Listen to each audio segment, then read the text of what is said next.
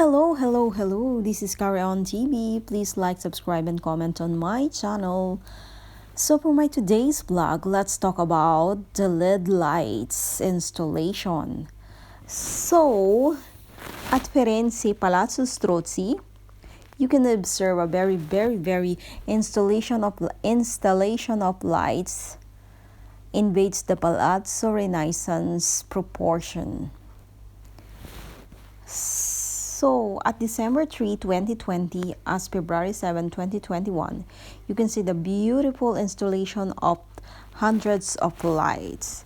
So, let's talk about the story of this. Firenze Palazzo Strozzi, curated by Arturo Galancino. Marinell Senatore offers us a new take on the idea of community, closeness and relationship in an age when the concept of social distancing is influencing everyone's daily life. The installation created specially for Palazzo Strozzi and inspired by the popular southern Italian luminaria or artist lighting tradition and accompanied by the program of online workshop focusing on the idea of social activation and the construction of the community built around the practice of performance art. Made of hundreds of LED lights, the installation invades the Palazzo Renaissance proportion, involving the visitor in a kind of artistic short circuit and experience midway between history, popular, cultural, and social structure.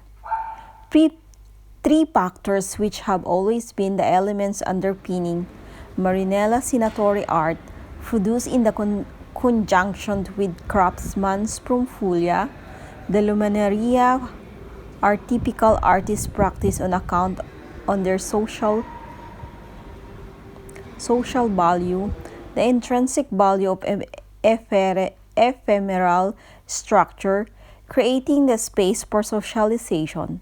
Palazzo Strozzi, these colorful lights interweave with one another to form evocative architectural shape made of different colors, which in their turn frame three phrases inspired by poetic reflections of the concept: the emancipation, inclusion, and participation. The word community feels good. Breath, you are enough. We rise by lifting others. Words invariably play a key role in the work of Marinell Senatore, and in the phrase that has given her project its title. We raise by lifting others. We serve as direct invitation to us to forge a new awareness,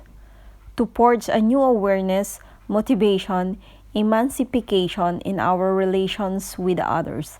So, eto, may mensahe yung lightning na yan. So, kung makikita mo, it's a beautiful art. So, pagpasok ko talagang na-attract ako. It's beautiful inside and out. So, inikutan ko siya. At yun nga ang makikita mo.